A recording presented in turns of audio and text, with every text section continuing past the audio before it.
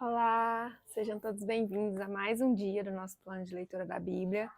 Hoje nós estamos no dia 46 e hoje nós faremos a leitura dos capítulos 19, 20 e 21 do livro de Números. Então vamos lá. Capítulo 19. A água da purificação. Disse também o Senhor a Moisés e a Arão: Esta é uma exigência da lei que o Senhor ordenou. Mande os israelitas trazerem uma novilha vermelha, sem defeito e sem mancha, sobre a qual nunca tenha sido colocada uma canga. Vocês a darão ao sacerdote Eleazar.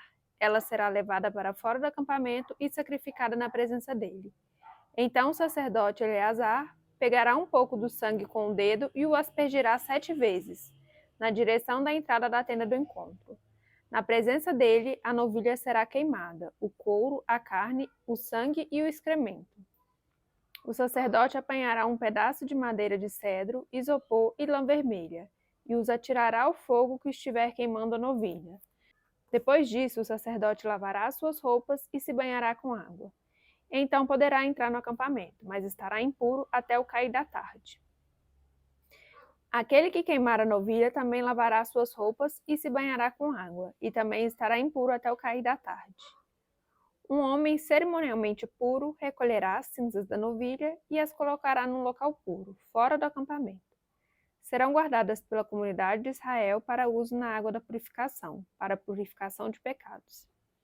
Aquele que recolher as cinzas da novilha também lavará suas roupas e ficará impuro até o cair da tarde. Este é um decreto perpétuo tanto para os israelitas como para os estrangeiros residentes. Quem tocar num cadáver humano ficará impuro durante 7 dias. Deverá purificar-se com essa água no terceiro e no 7º dias. Então estará puro. Mas se não se purificar no terceiro e no 7º dias, não estará puro. Quem tocar num cadáver humano e não se purificar, contamina o tabernáculo do Senhor e será eliminado de Israel. Ficará impuro porque a água da purificação não foi derramada sobre ele. Sua impureza permanece sobre ele. Esta é a lei que se aplica quando alguém morre numa tenda. Quem entrar na tenda e quem nela estiver ficará impuro 7 dias, e qualquer recipiente que não estiver bem fechado ficará impuro. Quem estiver no campo e tocar em alguém que tenha sido morto à espada, ou em alguém que tenha sofrido morte natural, ou num osso humano, ou num túmulo, ficará impuro durante 7 dias. Pela pessoa impura, colocará um pouco das cinzas do holocausto de purificação num jarro e derramarão água da fonte por cima. Então o homem cerimonialmente puro pegará isopor, molhará na água e aspergirá sobre a tenda, sobre todos os utensílios e sobre todas as pessoas que estavam ali. Também aspergirá sobre todo aquele que tiver tocado num osso humano ou num túmulo, ou em alguém que tenha sido morto ou que tenha sofrido morte natural. Aquele que estiver puro, a aspergirá sobre a pessoa impura no terceiro e no 7º dia, e no 7º dia deverá purificá-la. Aquele que estiver sendo purificado lavará as suas roupas e se banhará com água, e naquela tarde estará puro. Mas se aquele que estiver impuro não se purificar, será eliminado da assembleia, pois contaminou o santuário do Senhor. A água da purificação não foi aspergida sobre ele, e ele está impuro. Este é um decreto perpétuo para eles. O homem que aspergir a água da purificação também lavará suas roupas, e todo aquele que tocar na água da purificação ficará impuro até o cair da tarde. Qualquer coisa na qual ninguém que estiver impuro tocar se tornará impura, e qualquer pessoa que nela tocar ficará impura até o cair da tarde. Capítulo 20. As águas de Meribá. No primeiro mês, toda a comunidade de Israel chegou ao deserto de Zim e ficou em Cádiz. Ali Miriam morreu e foi sepultada. Não havia água para a comunidade, e o povo se juntou contra Moisés e contra Arão. Discutiram com Moisés e disseram: Quem dera tivéssemos morrido quando os nossos irmãos caíram mortos perante o Senhor. Por que vocês trouxeram a Assembleia do Senhor a este deserto, para que nós e os nossos rebanhos morrêssemos aqui? Por que vocês nos tiraram do Egito e nos trouxeram para este lugar terrível? Aqui não há cereal, nem figos, nem uvas, nem romãs, nem água para beber. Moisés e Arão saíram de diante da Assembleia para a entrada da tenda do encontro e se prostraram com o rosto em terra, e a glória do Senhor lhes apareceu. E o Senhor disse a Moisés: Pegue a vara e com seu irmão Arão reúna a comunidade e diante desta fale aquela rocha e ela verterá água. Vocês tirarão água da rocha para a comunidade e os rebanhos beberem. Então Moisés pegou a vara que estava diante do Senhor, como este lhe havia ordenado. Moisés e Arão reuniram a assembleia em frente da rocha e Moisés disse: Escutem, rebeldes, será que teremos que tirar a água dessa rocha para dar a vocês? Então Moisés ergueu o braço e bateu na rocha 2 vezes com a vara. Jorrou água, e a comunidade e os rebanhos beberam. O Senhor, porém, disse a Moisés e Arão: Como vocês não confiaram em mim, para honrar minha santidade à vista dos israelitas, vocês não conduzirão essa comunidade para a terra que dou a vocês. Essas foram as águas de Meribá, onde os israelitas discutiram com o Senhor e onde ele manifestou sua santidade entre eles. Edom nega passagem a Israel. De Cádiz, Moisés enviou mensageiros ao rei de Edom, dizendo: Assim diz o teu irmão Israel: Tu sabes de todas as dificuldades que vieram sobre nós. Os nossos antepassados desceram para o Egito e ali vivemos durante muitos anos. Os egípcios, porém, nos maltrataram, como também a eles, mas quando clamamos ao Senhor, ele ouviu o nosso clamor, enviou um anjo e nos tirou do Egito. Agora estamos em Cádiz, cidades na fronteira do teu território. Deixa-nos atravessar a tua terra. Não passaremos por nenhuma plantação ou vinha, nem beberemos água de poço algum. Passaremos pela estrada do rei e não nos desviaremos, nem para a direita nem para a esquerda, até que tenhamos atravessado o teu território. Mas Edom respondeu: Vocês não poderão passar por aqui. Se tentarem, nós os atacaremos com a espada. E os israelitas disseram: Iremos pela estrada principal. Se nós e os nossos rebanhos bebermos de tua água, pagaremos por ela. Queremos apenas atravessar a pé e nada mais. Mas Edom insistiu: Vocês não poderão atravessar. Então Edom os atacou com um exército grande e poderoso. Visto que Edom se recusou a deixá-los atravessar o seu território, Israel desviou-se dele. A morte de Arão. Toda a comunidade israelita partiu de Cádiz e chegou ao monte Or. Naquele monte, perto da fronteira de Edom, o Senhor disse a Moisés e a Arão: Arão será reunido aos seus antepassados. Não entrará na terra que dou aos israelitas, porque vocês dois se rebelaram contra a minha ordem junto às águas de Meribá. Leve Arão e seu filho Eleazar para o alto do monte Or. Tire as vestes de Arão e coloque-as em seu filho Eleazar, pois Arão será reunido aos seus antepassados. Ele morrerá ali. Moisés fez conforme o Senhor ordenou. Subiram o monte Or à vista de toda a comunidade. Moisés tirou as vestes de Arão e as colocou em seu filho Eleazar.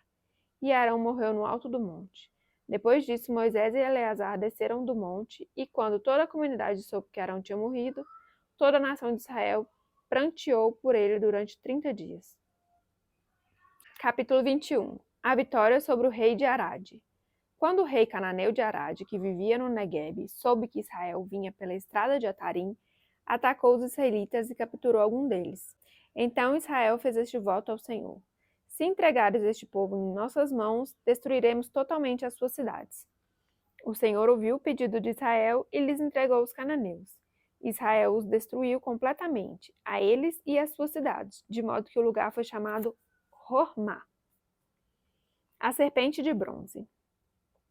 Partiram eles do monte Or pelo caminho do Mar Vermelho, para contornarem a terra de Edom. Mas o povo ficou impaciente no caminho e falou contra Deus e contra Moisés, dizendo: Por que vocês nos tiraram do Egito para morrermos no deserto? Não há pão, não há água, e nós detestamos essa comida miserável. Então o Senhor enviou serpentes venenosas que morderam o povo e muitos morreram. O povo foi a Moisés e disse: Pecamos quando falamos contra o Senhor e contra você. Ore pedindo ao Senhor que tire as serpentes do meio de nós, e Moisés orou pelo povo. O Senhor disse a Moisés: Faça uma serpente e coloque-a no alto de um poste. Quem for mordido e olhar para ela, viverá. Moisés fez então uma serpente de bronze e a colocou num poste. Quando alguém era mordido por uma serpente e olhava para a serpente de bronze, permanecia vivo. A viagem para Moabe. Os israelitas partiram e acamparam em Obote. Depois partiram de Obote e acamparam em Ije-Abarim, no deserto defronte de Moabe, ao leste. Dali partiram e acamparam no vale de Zered. Partiram dali e acamparam do outro lado de Arnon, que fica no deserto que se estende até o território amorreu. O Arnon é a fronteira de Moabe, entre Moabe e os amorreus. É por isso que se diz no livro das guerras do Senhor: Vaeb em Sufá e os vales, o Arnon, e as ravinas dos vales que se estendem até a cidade de Ar e cheguem até a fronteira de Moabe. De lá prosseguiram até Bir, o poço onde o Senhor disse a Moisés: Reúna o povo e eu lhe darei água. Então Israel cantou essa canção: Brote água, ó poço. Cantem a respeito do poço que os líderes cavaram, que os nobres abriram com cetros e cajados. Então saíram do deserto para Mataná, de Mataná para Naliel, de Naliel para Bamote, e de Bamote para o vale de Moabe, onde o topo do Pisga defronta com o deserto de Gessimon. A vitória sobre Seom e Og. Israel enviou mensageiros para dizer a Seom, rei dos amorreus: Deixa-nos atravessar a tua terra. Não entraremos em nenhuma plantação e em nenhuma vinha, nem beberemos água de poço algum. Passaremos pela estrada do rei até que tenhamos atravessado o teu território. Seom, porém, não deixou Israel atravessar o seu território. Convocou todo o seu exército e atacou Israel no deserto. Quando chegou a Jazá, lutou contra Israel. Porém, Israel o destruiu com a espada e tomou-lhe as terras desde o Arnon até o Jaboque, até o território dos Amonitas, pois Jazá estava na fronteira dos Amonitas. Israel capturou todas as cidades dos amorreus e as ocupou, inclusive Esbom e todos os seus povoados. Esbom era a cidade de Seom, rei dos amorreus, que havia lutado contra o antigo rei de Moabe, tendo tomado todas as suas terras até Arnon. É por isso que os poetas dizem: venham a Esbom, seja ela reconstruída, seja restaurada a cidade de Seom. Fogo saiu de Esbom, uma chama da cidade de Seom. Consumiu Ar de Moabe, os senhores do Alto Arnon. Ai de você, Moabe, você está destruído, ó povo de Camos. Ele fez de seus filhos fugitivos e de suas filhas prisioneiras de Seom, rei dos amorreus. Mas nós os derrotamos. Esbom está destruída por todo o caminho até Dibom. Nós os arrasamos até Nofá e até Medeba. Assim Israel habitou na terra dos amorreus. Moisés enviou espiões a Jazar, e os israelitas tomaram os povoados ao redor e expulsaram os amorreus que ali estavam. Depois voltaram e subiram pelo caminho de Bassã, e Og, rei de Bassã, com todo o seu exército, marchou para enfrentá-los em Edrei. Mas o Senhor disse a Moisés: Não tenha medo dele, pois eu o entreguei a você, juntamente com todo o seu exército e com a sua terra. Você fará com ele o que fez com Seom, rei dos amorreus, que habitava em Esbom. Então eles o derrotaram, bem como seus filhos e todo o seu exército, não lhes deixando sobrevivente algum, e tomaram posse da terra dele.